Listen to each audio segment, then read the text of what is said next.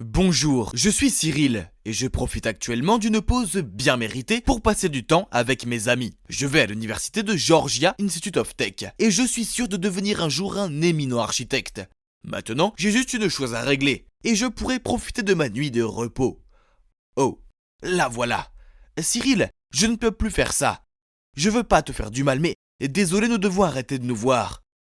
Eh bien, chaque fin est un nouveau départ. Santé! J'étais le maître pour faire en sorte que mes petits amis rompent avec moi. C'était génial, car de cette façon, personne ne pouvait m'accuser d'être mauvais. Ah, que faire maintenant? Je devais à contre-cœur trouver un nouveau défi.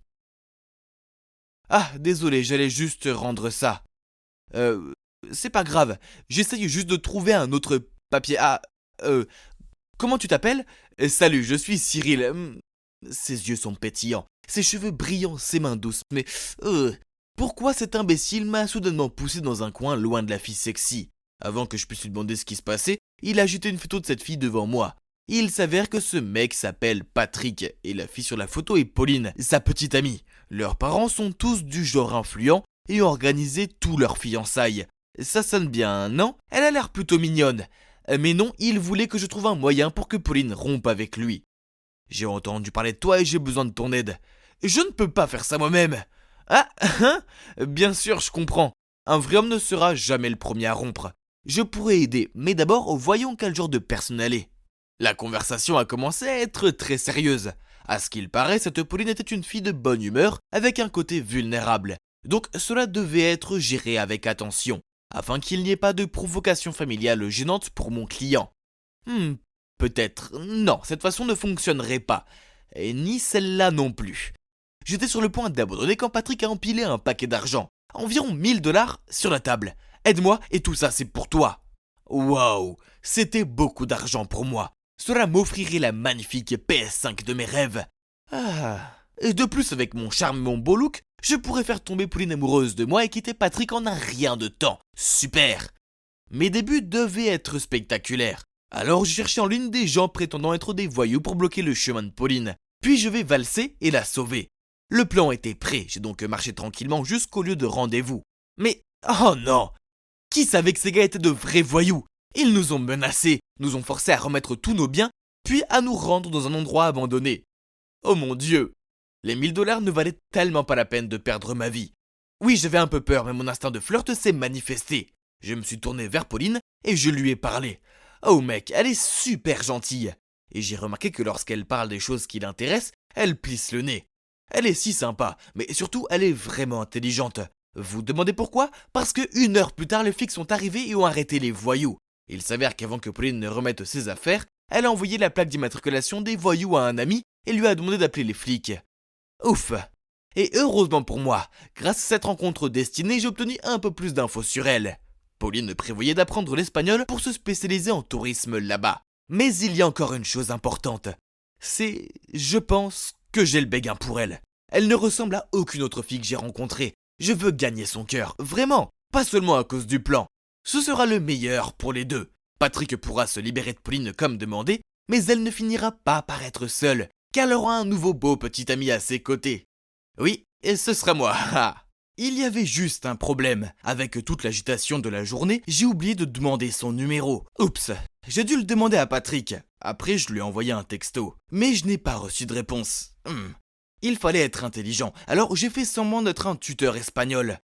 Ouais, je ne parle pas espagnol, mais avec mon charme, ça n'est pas grave, non? J'ai créé un profil flashy et j'ai dit à Patrick de faire semblant de surfer et de me trouver accidentellement, puis de le montrer à Pauline. Et donc, ding! Hola, yo soy professeur Cyril. Mais attendez, zut! Si seulement j'avais étudié plus sérieusement, car tout ce que je connais c'était quelques mots que j'avais appris en regardant La Casa de Papel. J'ai donc copié des leçons d'espagnol sur YouTube et je les ai enseignées à Pauline. Je sais pas si c'est à cause de mes compétences pédagogiques ou de mon charisme, mais Pauline semblait penser que j'étais légitime. Mais mes astuces de flirt n'allaient pas si bien. Je savais qu'elle m'aimait, je veux dire, qui ne m'aimerait pas? En plus, elle m'a donné ses regards mignons et a ri à mes blagues. Notre alchimie était indéniable. Quand j'ai tendu la main et l'a placée sur la sienne, j'ai senti des étincelles voler. Mais ensuite, elle m'a donné son regard gêné et a retiré sa main. Elle m'aimait bien, non? Alors pourquoi agit-elle ainsi? Je n'ai jamais échoué à flirter. Frustré, je marchais péniblement dans la rue, quand... Hein? Était-ce Patrick tenant joyeusement la main d'une fille? Je reconnais ses cheveux longs. C'était Pauline. Burk! Pourquoi elle ne quitte pas déjà son petit ami moche? Et pourquoi elle ne sort pas avec moi à la place? J'étais sur le point de partir, mais plus j'y pensais, plus je devenais rancunier. Alors j'ai soudoyé un petit garçon pour qu'il dise à Pauline: pourquoi tu n'es pas avec Cyril? Tricheur! Je veux dire, hein? Mais Patrick serait content car il avait maintenant une excuse valable pour rompre avec elle. Mais quand la fille s'est retournée, j'ai réalisé que ce n'était pas Pauline. La pauvre fille avait l'air abasourdie. Patrick a commencé à lui crier dessus et à tirer sur son bras si fort qu'elle a failli tomber. Hein? Où est le nerf, Patrick? Et ce n'était pas cool du tout. Il a levé la main pour la frapper, mais j'ai filé devant lui. Arrête, aucune raison de frapper une femme, frérot. Patrick m'a attrapé sur le col. Tu oses jouer des tours débiles avec ma Bella? La fille choquée s'est rapidement enfuie en voyant cela. Non, je pensais que c'était Pauline. Alors j'ai engagé le garçon pour te donner une excuse pour rompre avec elle. Calme-toi, frérot. Patrick a réévalué la situation, puis il s'est raclé la gorge et a dit: eh bien, je m'ennuie avec Bella de toute façon, merci. J'étais encore choqué par ce côté saccadé de Patrick quand il m'a dit: au fait, tu peux arrêter le plan avec Pauline? Elle me plaisait maintenant. Elle est pleine de vie et moins collante récemment. Il m'a dit qu'il continuerait à me payer puis à sauter dans un taxi. C'est la version de Pauline quand elle est avec moi. Je lui ai donné cette joie de vivre, espèce d'abruti. Peu importe, à partir de ce jour, il n'était plus mon client et je ne voulais plus de son argent. Je devrais dire à Pauline à quoi ressemblait vraiment Patrick. Alors je lui donnai rendez-vous dans un café et je lui ai tout raconté. Mais quand elle a surmonté le choc initial, elle m'a lancé: je sais que tout cela fait partie de ton plan tordu. T'as menti sur le fait de parler espagnol et tu inventes ces trucs pour me séparer de Patrick. Puis elle m'a jeté mon livre et s'est enfuie. Oh mec, ce Patrick est une vraie ordure. Mais je ne pouvais pas la blâmer de la croire plus que moi. J'avais vu de mes propres yeux comment il était un loup déguisé en mouton. J'ai essayé de trouver des preuves à montrer à Pauline, mais ce crétin a bien couvert ses traces. Toute sa façade de rat de bibliothèque était impeccable. Il était toujours cet idiot paresseux, agrippant la poignée du bus pour aller à l'école tous les jours. Ah, quel escroc! Attends Patrick, il est temps que le monde voie ton vrai visage.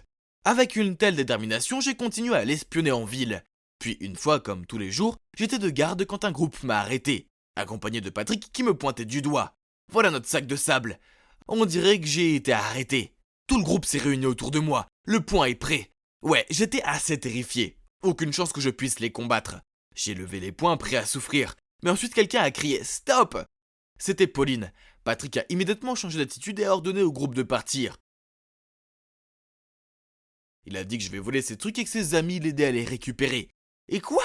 Le porc! Cyril n'est pas un voleur, et j'en suis sûr. Il doit y avoir un malentendu. Ne l'accuse pas comme ça. Le visage de Patrick a changé. Il a attrapé la main de Pauline et l'a éloignée en disant: on se fiance à la fin de ce mois, n'en dis pas plus. D'accord, j'ai peut-être pénétré dans leur fête de fiançailles, mais je me suis caché à l'arrière pendant les discours. Ensuite, alors que Patrick parlait, ils m'ont tous les deux repéré. Puis Pauline s'est tournée vers lui et a secoué la tête. Ça faisait mal de la voir comme ça. Elle a peut-être changé d'avis. Qu'est-ce que tu veux dire? C'est à cause de Cyril? Pauline se taisait. Et les parents de Patrick devenaient furieux. Comment oses-tu tromper mon fils? Pour qui tu te prends? Pauline, pourquoi cela arrive-t-il? Vraiment, Pauline, dis quelque chose. Sentant la pression et l'injustice, Pauline avait l'air désemparée alors qu'elle essayait de retenir ses larmes. Je ne pouvais pas supporter de la voir comme ça, alors je suis venu à sa défense. Tout le monde, calmez-vous. Pauline est la fille la plus gentille et incroyable, elle mérite mieux que cet abruti. Ne l'écoutez pas, c'est un voleur et a volé ma fiancée. J'en avais marre d'écouter ses calomnies, alors je l'ai frappé avec un coup de poing sur son visage. Ouais, la fête de fiançailles s'est transformée en drame. J'ai regardé l'épave devant moi, les conséquences que j'avais causées. D'accord, peut-être que venir ici n'était pas ma meilleure idée. En fait, tout était de ma faute car j'avais accepté d'aider Patrick en premier lieu. Ou je n'aurais pas dû être un imbécile dès le début.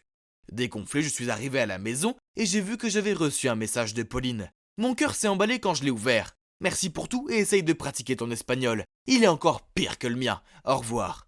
Et c'est le dernier texto qu'elle m'a envoyé. J'ai passé un mois à essayer de la contacter, mais je n'ai reçu aucune réponse. J'ai enfin pris mon courage à deux mains pour aller chez Pauline. Mais on m'a dit qu'elle était partie en Espagne plus tôt que prévu.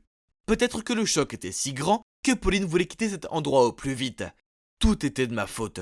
J'étais le plus gros crétin de cette histoire et maintenant j'ai perdu cette fille. Hélas, la vengeance est un bonheur. Alors je suis entré. Je suis allé directement à la table de Patrick où il était ivre dans les bras des filles. J'ai pris une photo et l'ai envoyée à sa famille. Ce qui se fait la nuit apparaît le jour, mon ami. Quelques jours plus tard, après avoir été démasqués, les parents de Patrick avaient confisqué toutes ses cartes bancaires. Même sa copine actuelle l'a largué. Ha! Cela a donc scellé l'accord final de rupture pour mon client spécial. Et devinez où j'en suis maintenant. Je cherche la femme de ma vie, ben oui. Et cette fois, je vais m'assurer de ne pas tout gâcher.